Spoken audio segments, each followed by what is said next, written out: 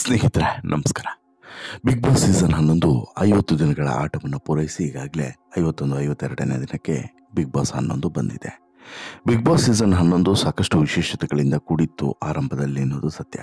ಅದಾದ ಬಳಿಕ big boss season 11 ಉಳಿದ ಸೀಸನ್ಗಳಿಗಿಂತ ಅತಿ ಕೆಟ್ಟ ಸೀಸನ್ ಅನ್ನುವಂಥ ಮಾತನ್ನು ಸ್ವತಃ ಕಿಚ್ಚ ಸುದೀಪ್ ಅವರೇ ಹೇಳೋದ್ರ ಮೂಲಕ ಈ ಬಿಗ್ ಬಾಸ್ ಸೀಸನ್ 11 ಒಂದು ಕಪ್ಪು ಚುಕ್ಕೆಯಾಗಿ ಪರಿಣಮಿಸಿತು ಬಿಗ್ ಬಾಸ್ನ ಇಡೀ ಇತಿಹಾಸಕ್ಕೆ. ಈ ನಡುವೆ ಬಿಗ್ ಬಾಸ್ಗೆ ಬಂದಂತಹ ಸ್ಪರ್ಧಿಗಳು ಈ ಬಿಗ್ ಬಾಸ್ನಲ್ಲಿ ಮಾಡಬೇಕಾದಂಥ ಕೆಲಸಗಳನ್ನು ಮಾಡೋದು ಬಿಟ್ಟು ಮಾಡಬಾರದ ಕೆಲಸಗಳನ್ನೇ, ಅಂದರೆ ಬರೀ ಕಿತ್ತಾಟ, ಜಗಳ, ಒಂದು ಹಂತದಲ್ಲಿ ಹೊಡೆದಾಟ, ವಾಕ್ಸಮರ ಇದರಲ್ಲೇ ಬ್ಯುಸಿಯಾದಂಥ ಕಾರಣ ಎಂಟರ್ಟೈನ್ಮೆಂಟ್ ಅನ್ನೋದು ದೂರದ ಬೆಟ್ಟವಾಗಿತ್ತು. ಯಾವಾಗ ಎಂಟರ್ಟೈನ್ಮೆಂಟ್ ಕಡಿಮೆ ಆಯಿತೋ ಅದಾದ ಬಳಿಕ ವೈಲ್ಡ್ ಕಾರ್ಡ್ ಮೂಲಕ ಹನುಮಂತು ಬಂದ ಬಳಿಕ ಬಿಗ್ ಬಾಸ್ನ ಸ್ವಲ್ಪ ಪಾಪ್ಯುಲಾರಿಟಿ ಹೆಚ್ಚಾಗ್ತದೆ. ಅಷ್ಟು ಮಾತ್ರವಲ್ಲ, ಇದರ ನಡುವೆ ಸುದೀಪ್ ಅವರ ಅಮ್ಮ ಕೂಡ ವಿಧಿವಶರಾದಂಥ ಕಾರಣ ಅವರು ಕೂಡ 2 ವಾರಗಳ ಕಾಲ ಸರಿಯಾಗಿ ಬಿಗ್ ಬಾಸನ್ನು ನಡೆಸಿಕೊಡೋದಕ್ಕೆ ಸಾಧ್ಯವಾಗೋದಿಲ್ಲ. ಆ ವೀಕ್ ಕಂಪ್ಲೀಟಾಗಿ ಬಿಗ್ ಬಾಸ್ನ TRP ಬಿದ್ದು ಹೋಗುತ್ತೆ. ಬಿಗ್ ಬಾಸ್ ಮೊದಲೇ ಒಂದು ಕಡೆ ತೇಲ್ತಾ ಇತ್ತು, ಮತ್ತೊಂದು ಕಡೆ ಈ ಸಂಕಷ್ಟಗಳು ಸಹಜವಾಗಿ ಬಿಗ್ ಬಾಸನ್ನು ಅಲಗಾಡುವಂತೆ ಮಾಡಿತು. ಇದೇ ಹಂತದಲ್ಲಿ ಬಂದಂಥ ಹನುಮಂತು ಬಿಗ್ ಬಾಸ್ ಮನೆಯ TRPಯನ್ನು ಒಂದೇ ಸಲಕ್ಕೆ ಮೇಲೆತ್ತಿ ಬಿಡ್ತಾರೆ. ಯಾವಾಗ ಹನುಮಂತುವಿಂದ ಬಿಗ್ ಬಾಸ್ ಮೇಲೆತ್ತಾ ಇದೆ ಅಥವಾ ಮೇಲೆ ಹೋಗ್ತಾ ಇದೆ ಅನ್ನೋದು ಅರಿವಾಯಿತು, ಅದಾದ ಬಳಿಕ ಬೇರೆಯದೇ ರೀತಿಯಾದಂಥ ಸ್ಟ್ರಾಟಜಿಗಳನ್ನು ಮಾಡೋದಕ್ಕೆ ಶುರು ಮಾಡ್ತಾರೆ. ಈ ನಡುವೆ ಬಿಗ್ ಬಾಸ್ ಮನೆಗೆ ಮತ್ತಿಬ್ಬರು ವೈಲ್ಡ್ ಕಾರ್ಡ್ ಎಂಟ್ರಿಯನ್ನು ಕೊಟ್ಟಿದ್ದಾರೆ. ಈ ಮತ್ತಿಬ್ಬರಲ್ಲಿ ಒಬ್ಬರು ಇದೇ ಹನುಮಂತು ಹಿಂದೆ ಬಿದ್ದಿದ್ದಾರೆ. ಕಾರಣ ಹನುಮಂತಿಗೆ ಇರುವಂತಹ ಪಾಪ್ಯುಲಾರಿಟಿ. ಹೌದು, ಹನುಮಂತುವನ್ನು ಈ ಬಿಗ್ ಬಾಸ್ ಮನೆ ಒಳಗಡೆ ಬರ್ತಾ ಇದ್ದಂತೆ ತನಗೆ ಇತ್ತೋರ್ಸು ಅಂತೇಳಿ ಬಳಕೆ ಮಾಡ್ಕೊಳ್ತಿರೋದನ್ನು ನೋಡಿದ್ರೆ ಬೇರೆಯದ್ದೇ ಸ್ಕೆಚ್ ಹಾಕಿದ್ದಾರೆ ಅನ್ನೋದು ಸ್ಪಷ್ಟವಾಗಿ ಗೊತ್ತಾಗ್ತಿದೆ. ಹಾಗಾದರೆ ಏನದು, ಯಾರದು ಎಲ್ಲವನ್ನು ಕೂಡ ನಿಮ್ಮ ಮುಂದೆ ಇಡ್ತಾ ಹೋಗ್ತೀನಿ. ಅದಕ್ಕಿಂತ ಮುಂಚೆ ನೀವಿನ್ನೂ ಕೂಡ ನಮ್ಮ ಚಾನಲನ್ನು ಸಬ್ಸ್ಕ್ರೈಬ್ ಮಾಡಿಲ್ಲ ಅಂದರೆ ದಯವಿಟ್ಟು ಕೂಡಲೇ ಸಬ್ಸ್ಕ್ರೈಬ್ ಮಾಡಿ ಸ್ನೇಹಿತರೆ. ಬಿಗ್ ಬಾಸ್ ಸೀಸನ್ 11ರಲ್ಲಿ ಹನುಮಂತು ಅವರ ಜನಪ್ರಿಯತೆ ಹೆಚ್ಚಾಗ್ತಾನಿದೆ. ದಿನಕ್ಕೆ ಹನುಮಂತುವನ್ನು ಇಷ್ಟಪಡೋರ ಸಂಖ್ಯೆಯಲ್ಲೂ ಕೂಡ ಡಬಲ್ ಆಗ್ತಾ ಇದೆ. ಇನ್ನು ಹನುಮಂತುವನ್ನು ಬಿಗ್ ಬಾಸ್ ಮನೆಯ ಒಳಗಡೆ ಇರೋರು ಕೂಡ ಇಷ್ಟಪಡ್ತಾರೆ. ಕಾರಣ ಆತನ ಒಳಗೊಂದು ಹೊರಗೊಂದು ಇಲ್ಲ. ಮನಸ್ಸಲ್ಲಿ ಏನಿದೆಯೋ ಅದೇ ಬಾಯಲ್ಲಿದೆ, ಬಾಯಲ್ಲಿ ಏನಿದೆಯೋ ಅದೇ ಮನಸ್ಸಲ್ಲಿದೆ.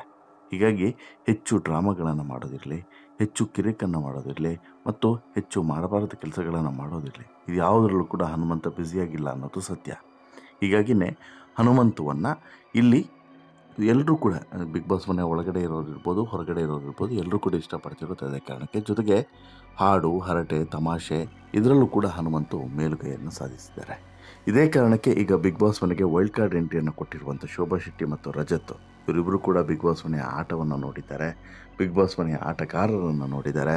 ಬಿಗ್ ಬಾಸ್ ಮನೆಯಲ್ಲಿ ಏನು ಮಾಡಿದ್ರೆ ವರ್ಕೌಟ್ ಆಗುತ್ತೆ, ಏನು ಮಾಡಿದ್ರೆ ವರ್ಕೌಟ್ ಆಗೋದಿಲ್ಲ ಅನ್ನೋದನ್ನು ಕೂಡ ತಿಳ್ಕೊಂಡಿದ್ದಾರೆ. ಇದೇ ಕಾರಣಕ್ಕೆ ಇದೇ ಶೋಭಾ ಶೆಟ್ಟಿ ಈಗ ಮತ್ತೊಂದು ಮಾಸ್ಟರ್ ಪ್ಲ್ಯಾನನ್ನು ಹಾಕಿದ್ದಾರೆ. ಅದೇನು ಅಂತ ಹೇಳಿದ್ರೆ, ಶೋಭಾ ಶೆಟ್ಟಿ ಹನುಮಂತು ಆಟವನ್ನು ಮೆಚ್ಚಿಕೊಂಡಿರೋದು ಮಾತ್ರವಲ್ಲ, ಹನುಮಂತು ಅವರ ಬುದ್ಧಿವಂತಿಕೆ ಮತ್ತು ಅವರ ಆಟದ ತಂತ್ರದ ಹಿಂದೆ ಶೋಭಾ ಶೆಟ್ಟಿ ಬಿದ್ದಿದ್ದಾರೆ ಅನ್ನೋದು ಸ್ಪಷ್ಟವಾಗಿ ಗೊತ್ತಾಗ್ತಿದೆ. ಹೌದು, ಇದಕ್ಕೆ ಸಾಕ್ಷಿಯಾಗಿ ಈಗ ಒಂದಷ್ಟು ಬೆಳವಣಿಗೆಗಳು ಬಿಗ್ ಬಾಸ್ ಮನೆಯಲ್ಲಿ ನಡೆದಿರೋದನ್ನು ಸೂಕ್ಷ್ಮವಾಗಿ ಗಮನಿಸಿದ್ರೆ ನಿಮಗೆ ಅರ್ಥ ಆಗುತ್ತೆ. ಏನದು? ಹನುಮಂತು ಅವರ ಬಿಗ್ ಬಾಸ್ ಮನೆಯ ಜರ್ನಿ ಎಲ್ಲರ ಗಮನವನ್ನು ಸೆಳೀತಿದೆ. ಬಹುತೇಕ ಆಟಗಾರರಿಗೆ ಹನುಮಂತನೇ ಫೇವರೇಟ್. ಸುದೀಪ್ ಕೂಡ ಹನುಮಂತನನ್ನು ಅನೇಕ ಬಾರಿ ಹೊಗಳಿದ್ದಾರೆ, ಆಟವನ್ನು ಹಾಡಿ ಹೊಗಳಿದ್ದಾರೆ. ಈ ಮಧ್ಯೆ ಬಿಗ್ ಬಾಸ್ ಮನೆಯಲ್ಲಿ ವೈಲ್ಡ್ ಕಾರ್ಡ್ ಎಂಟ್ರಿ ಆಗಿದೆ. ತೆಲುಗು ರಿಯಾಲಿಟಿ ಶೋನಲ್ಲಿ ಭಾರೀ ಹಲ್ಚಲನ್ನು ಎಬ್ಬಿಸಿದಂಥ ಶೋಭಾ ಶೆಟ್ಟಿ ಮತ್ತು ಬೇರೆ ಬೇರೆ ರಿಯಾಲಿಟಿ ಶೋ ಅಲ್ಲಿ ಭಾಗವಹಿಸಿದಂಥ ರಜತ್ ಬಿಗ್ ಬಾಸ್ ಮನೆಯ ಒಳಗಡೆ ಬಂದಿದ್ದಾರೆ. ಶೋಭಾ ಶೆಟ್ಟಿ ಸದ್ಯ ಹನುಮಂತು ಹಿಂದೆ ಬಿದ್ದಿದ್ದಾರೆ ಅನ್ನೋದಕ್ಕೆ ಈಗ ಆಕೆ ನಡೆದುಕೊಳ್ತಿರುವಂಥ ರೀತಿಯೇ ಸಾಕ್ಷಿ. ಹನುಮಂತು ಹಳ್ಳಿ ಹುಡುಗ ಇರಬಹುದು, ಆದರೆ ಹನುಮಂತುಗೆ ಬಿಗ್ ಬಾಸ್ ಆಟದ ಬಗ್ಗೆ ಪಕ್ಕಾ ತಿಳಿದಿದೆ. ಯಾವಾಗ ಹೇಗೆ ನಡೆದುಕೊಳ್ಬೇಕು, ಹೊರಗಿನಿಂದ ಬಂದವರ ಜೊತೆಗೆ ಹೇಗೆ ಮಾತನಾಡಬೇಕು ಅನ್ನೋದು ಗೊತ್ತಿದೆ. ಇತ್ತೀಚೆಗೆ ಚೈತ್ರ ಆಸ್ಪತ್ರೆ ಸೇರಿದಾಗ ಹೊರಗಿನ ವಿಚಾರಗಳನ್ನು ಹೊತ್ತು ತಂದಿದ್ರು. ಎಲ್ಲರ ಕಿವಿಯಲ್ಲೂ ಕೂಡ ಒಂದಷ್ಟು ವಿಚಾರಗಳನ್ನು ಹೇಳಿದರು. ಅಂತೆಯೇ ಹನುಮಂತು ಆಟದ ಬಗ್ಗೆಯೂ ಕೂಡ ಕೆಲವು ವಿಚಾರಗಳನ್ನು ಇದೇ ಚೈತ್ರ ಹೇಳಿದರು. ಆದರೆ ಹನುಮಂತ ಈ ಬಗ್ಗೆ ಕೇಳಿ ತಲೆ ಕೆಡಿಸ್ಕೊಂಡಿರಲಿಲ್ಲ. ಇದು ನಿಜವಾದಂಥ ಆಟವನ್ನು ತೋರಿಸುತ್ತೆ ಅನ್ನೋದು ಇಲ್ಲಿ ವೀಕ್ಷಕರು ಮಾತನಾಡ್ತಿರುವಂತಹ ಪರಿ. ಹನುಮಂತನ ಆಟವನ್ನು ಶೋಭಾ ಶೆಟ್ಟಿ ಹೊರಗಿನಿಂದ ನೋಡಿ ಬಂದಿದ್ದಾರೆ. ಈ ಕಾರಣಕ್ಕೆ ಅವರು ಹನುಮಂತನ ಹಿಂದೆ ಬಿದ್ದಿದ್ದಾರೆ ಅನ್ನೋದು ಈಗ ಗುಟ್ಟಾಗಿ ಉಳಿದಿರುವಂಥ ವಿಚಾರ ಏನಲ್ಲ. ದೊಡ್ಡ ಮನೆಗೆ ಎಂಟ್ರಿ ಕೊಟ್ಟ ತಕ್ಷಣ ಎಲ್ಲರಿಗೂ ಕೂಡ ತಮ್ಮ ಪರಿಚಯವನ್ನು ಮಾಡಿಸಿಕೊಳ್ತಾರೆ ಶೋಭಾ. ಅದರಲ್ಲೂ ಕೂಡ ಹನುಮಂತನ ಬಳಿ ಬಂದು ವಿಶೇಷವಾಗಿ ತಮ್ಮ ಬಗ್ಗೆ ಹೇಳಿಕೊಳ್ತಾರೆ. ಆ ಬಳಿಕ ದೊಡ್ಡ ಮನೆಯನ್ನು ತೋರಿಸುವಂತೆ ಹನುಮಂತನ ಬಳಿ ಕೇಳ್ತಾರೆ. ಆಗ ಹನುಮಂತು ಯಾವುದೇ ಸಂಕೋಚ ಮಾಡದೆ ಮನೆಯನ್ನು ತೋರಿಸುವಂಥ ಕೆಲಸವನ್ನು ಮಾಡ್ತಾರೆ.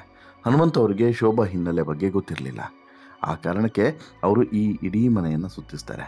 ಆಗ ಅಲ್ಲಿದ್ದಂಥ ಇತರ ಸ್ಪರ್ಧಿಗಳು ಅವರು ಬಿಗ್ ಬಾಸನ್ನು ನೋಡಿ ಬಂದಿದ್ದಾರೆ, ಅವರಿಗೆ ಮತ್ತೆ ತೋರಿಸ್ಕೊಡೋ ಅಗತ್ಯ ಇಲ್ಲ ಅಂತೇಳಿ ಹೇಳ್ತಾರೆ. ಆಗ ಹನುಮಂತಿಗೆ ರಿಯಲೈಸ್ ಆಗುತ್ತೆ, ಈ ಮೊದಲೇ ನೀವು ಬಿಗ್ ಬಾಸ್ಗೆ ಹೋಗಿದ್ರಾ ಅಂತೇಳಿ ಕೇಳ್ತಾರೆ. ಆಗ ಅವರು ತಮ್ಮ ಹಿನ್ನೆಲೆಯನ್ನು ಹೇಳ್ಕೊಳ್ತಾರೆ. ಹೌದು, ನಾನು ತೆಲುಗು ಬಿಗ್ ಬಾಸ್ನಲ್ಲಿ ಭಾಗವಹಿಸಿದ್ದೆ ಅಂತೇಳಿ. ಆಗ ಹನುಮಂತ ಹೇಳ್ತಾರೆ, ಮತ್ತೆ ನಿಮಗೆ ತೋರಿಸೋದು ನಿಮಗೆಲ್ಲದೂ ಕೂಡ ಗೊತ್ತಿದೆಯಲ್ಲ, ಬಿಟಾಕಿ ಅಂತಲೂ ಕೂಡ ಹೇಳ್ತಾರೆ. ಆದರೂ ಕೂಡ ಬಿಡೋದಿಲ್ಲ. ಇಲ್ಲ, ನೀವು ಈ ಮನೆಯನ್ನು ತೋರಿಸಿ, ಈ ಮನೆ ತುಂಬ ಸುಂದರವಾಗಿದೆ ಅಂತೇಳ್ಬಿಟ್ಟು ಕರೀತಾರೆ. ಆಗ ಹನುಮಂತು ಒಂದು ಹೆಜ್ಜೆ ಹಿಂದಿಟ್ಟರು, ಈ ಧನು ಇದಾರಲ್ಲ, ಧನು ಮತ್ತೊಂದು ಹೆಜ್ಜೆ ಮುಂದಿಟ್ಟು ಬಿಗ್ ಬಾಸ್ ಮನೆಯನ್ನು ತೋರಿಸೋಕೆ ಮತ್ತು ಬಿಗ್ ಬಾಸ್ ಮನೆಯಲ್ಲಿ ಏನೇನಿದೆ ವಿಶೇಷತೆ ಅನ್ನೋದನ್ನು ಅವರಿಗೆ ಅರಿವು ಮೂಡಿಸೋದಕ್ಕೆ ಶೋಭಾ ಶೆಟ್ಟಿಯನ್ನು ಕರ್ಕೊಂಡು ಹೋಗೇ ಬಿಡ್ತಾರೆ. ಅಲ್ಲಿಗೆ ಒಂದಂತೂ ಕ್ಲಿಯರ್ ಆಯಿತು ಸ್ನೇಹಿತರೆ. ಏನು ಹೇಳಿ, ಇಲ್ಲಿ ಶೋಭಾ ಶೆಟ್ಟಿಯು ಕೂಡ ಹನುಮಂತನ ಹಿಂದೆ ಬಿದ್ದರು ಅಂತೇಳಿ. ಕಾರಣ ಇಷ್ಟೇ, ಹನುಮಂತು ಇವತ್ತಿಗೆ ಸದ್ಯಕ್ಕೆ ಚಿನ್ನದ ಮೊಟ್ಟೆಯನ್ನು ಇಡುವಂಥ ಕೋಳಿ. ಹೀಗಾಗಿ ಹನುಮಂತವನ್ನು ಬಿಟ್ಟರೆ ನಾವು ಕೆಟ್ಟವಿ ಅನ್ನೋದು ಇವರೆಲ್ಲರಿಗೂ ಕೂಡ ಅರಿವಿದೆ. ಇದೇ ಕಾರಣಕ್ಕೆ ತುಂಬ ಎಚ್ಚರಿಕೆ ಹೆಜ್ಜೆಯನ್ನು ಇಡ್ತಿದ್ದಾರೆ. ಇದೇ ಕಾರಣಕ್ಕೆ ಹನುಮಂತನ ಹಿಂದೆ ಹೋಗ್ತಿದ್ದಾರೆ. ಇದೇ ಕಾರಣಕ್ಕೆ ಹನುಮಂತು ಹೇಳಿದಂಗೆ ಕುಣಿತಾ ಇದ್ದಾರೆ. ಬಟ್ ಅದು ಎಷ್ಟು ದಿನಗಳ ಕಾಲ ಅದು ಗೊತ್ತಿಲ್ಲ. ಯಾಕಂತ ಹೇಳಿದ್ರೆ ಬಿಗ್ ಬಾಸ್ ಮನೆಗೆ ಶೋಭಾ ಶೆಟ್ಟಿ ಹೋಗಿರೋದು ಅಲ್ಲಿ ಸಂಸಾರ ಮಾಡೋಕ್ಕಲ್ಲ, ಅಲ್ಲಿ ಫ್ರೆಂಡ್ಶಿಪ್ಪನ್ನು ಮಾಡೋಕ್ಕಲ್ಲ, ಅಲ್ಲಿ ಅಣ್ಣ ತಂಗಿ ಅನ್ನುವಂಥ ಸಂಬಂಧವನ್ನು ಬಾಂಧವ್ಯವನ್ನು ಬೆಳೆಸೋಕ್ಕಲ್ಲ. ಅಲ್ಲಿ ಹೋಗಿರೋದು ಬಿಗ್ ಬಾಸ್ ಮನೆಯಲ್ಲಿ ಆಡೋದಕ್ಕೆ, ಟ್ರೋಫಿಯನ್ನು ಗೆಲ್ಲೋದಕ್ಕೆ. ಅದಕ್ಕೆ ಬೇಕಾದಂಥ ತಂತ್ರಗಾರಿಕೆಯನ್ನು ಮುಂದಿನ ದಿನಗಳಲ್ಲಿ ಮಾಡೋದರಲ್ಲಿ ಡೌಟೇ ಇಲ್ಲ. ಬಟ್ ಇಲ್ಲಿ ಶೋಭಾ ಮಾತ್ರ ಸಿಕ್ಕಾಪಟ್ಟೆ ಬ್ರಿಲಿಯಂಟ್ ಅನ್ನೋದರಲ್ಲಿ ಡೌಟ್ ಇಲ್ಲ. ಆಕೆಗೆ ಬಿಗ್ ಬಾಸ್ನ ಆಳ ಅಗಲ ಎಲ್ಲವೂ ಕೂಡ ಸ್ಪಷ್ಟವಾಗಿ ಗೊತ್ತಿದೆ. ಏನು ಮಾಡಿದರೆ ಏನಾಗುತ್ತೆ, ಎಲ್ಲಿ ಕಿರಿಚಿದ್ರೆ ಏನಾಗುತ್ತೆ, ಎಲ್ಲಿ ಕಿರಿಚದೆ ಇದ್ದರೆ ಏನಾಗುತ್ತೆ, ಎಲ್ಲಿ ಕೆಲಸವನ್ನು ಹೇಗೆ ತೆಕ್ಕಿಸ್ಕೊಳ್ಬೇಕು, ಎಲ್ಲವೂ ಕೂಡ ಸ್ಪಷ್ಟವಾಗಿ ಅರಿವಿರುವಂಥ ಕಾರಣಕ್ಕೋಸ್ಕರ ಬಿಗ್ ಬಾಸ್ ಮನೆಯಲ್ಲಿ ಶೋಭಾ ಶೆಟ್ಟಿ ಸ್ವಲ್ಪ ದಿನಗಳ ಕಾಲ ಸರ್ವೈವಲ್ ಆದರೂ ಕೂಡ ಅಚ್ಚರಿ ಇಲ್ಲ. ಹಾಗಂದ ಮಾತ್ರಕ್ಕೆ ಶೋಭಾ ಶೆಟ್ಟಿ ಇಲ್ಲಿ ಬಂದಿರೋದು ವೈಲ್ಡ್ ಕಾರ್ಡ್ನ ಮೂಲಕ. ಈ ವೈಲ್ಡ್ ಕಾರ್ಡ್ ಆಕೆಗೆ ಮುಳುವಾದರೂ ಕೂಡ ಅಚ್ಚರಿ ಏನಿಲ್ಲ. ಬಟ್ ಬಿಗ್ ಬಾಸ್ ಮನೆಯ ಸ್ಪರ್ಧಿಗಳ ನಡುವೆ ಒಗ್ಗಟ್ಟನ್ನು ಮುರಿಯೋದರಲ್ಲಿ ಶೋಭಾ ಶೆಟ್ಟಿ ಮೊದಲ ಹಂತದಲ್ಲಿ ಯಶಸ್ವಿಯಾಗಿರೋದ್ರಿಂದ ಹೆಚ್ಚು ದಿನಗಳ ಕಾಲ ಈಕೆ ಇರಬಹುದೇನೋ ಅನ್ನುವಂಥ ಚರ್ಚೆಗಳು ನಡೀತಿದ್ದಾವೆ. ಅದೇನಿದ್ರೂ ಕೂಡ ಸ್ನೇಹಿತರೆ, ಬಿಗ್ ಬಾಸ್ ಮನೆಯ ಆಟ ಕ್ಷಣಕ್ಕೂ ಕೂಡ ಬದಲಾಗ್ತಿರ್ತದೆ, ದಿನಕ್ಕೂ ಕೂಡ ಬದಲಾಗ್ತಿರ್ತದೆ. ಹೀಗಾಗಿ ಪ್ರತಿಯೊಂದು ಆಟವನ್ನು ಕೂಡ ಅಥವಾ ಪ್ರತಿಯೊಂದು ಹೆಜ್ಜೆಯನ್ನು ಕೂಡ ತುಂಬ ಎಚ್ಚರಿಕೆಯಿಂದ ಇಡಬೇಕಾಗಿರೋದು ಮಾತ್ರ ಸತ್ಯ. ಓವರಾಲ್ ಆಗಿ ಇಲ್ಲಿ ಶೋಭಾ ಶೆಟ್ಟಿ ಬಿಗ್ ಬಾಸ್ ಮನೆಗೆ ಬಂದಂತಹ ಆರಂಭದಲ್ಲೇ ಹನುಮಂತನ ಹಿಂದೆ ಬಿದ್ದು ಆಟದ ಶೈಲಿಯನ್ನು ಬದಲಾಯಿಸ್ಕೊಳ್ತಾರಾ, ಅಥವಾ ಅದೇ ರೀತಿಯಲ್ಲಿ ಅಂದರೆ ತನ್ನ ಹಳೆಯ ಶೈಲಿಯಲ್ಲೇ ಇಲ್ಲೂ ಕೂಡ ಆಟ ಆಡಿ ಮತ್ತೆ ಹೊರಗಡೆ ಹೋಗುವಂತೆ ಮಾಡ್ಕೊಳ್ತಾರ ಗೊತ್ತಿಲ್ಲ. ಬಟ್ ನಿಮಗೆ ಅನಿಸುತ್ತೆ ಸ್ನೇಹಿತರೆ, ಶೋಭಾ ಶೆಟ್ಟಿ ಹನುಮಂತ ಹಿಂದೆ ಬಿದ್ದಿರೋದ್ರ ಬಗ್ಗೆ ನಿಮ್ಮ ಅಭಿಪ್ರಾಯ ಏನು? ದಯವಿಟ್ಟು ಕಮೆಂಟ್ ಮಾಡಿ ತಿಳಿಸಿ. ಜೊತೆಗೆ ಈ ಸ್ಟೋರಿ ಇಷ್ಟ ಆಯಿತು ಅಂತ ಹೇಳಿದ್ರೆ ಲೈಕ್ ಮಾಡಿ, ಶೇರ್ ಮಾಡಿ, ಚಾನಲ್ಗೆ ಸಬ್ಸ್ಕ್ರೈಬ್ ಆಗೋದನ್ನು ಮರಿಬೇಡಿ. ಧನ್ಯವಾದ.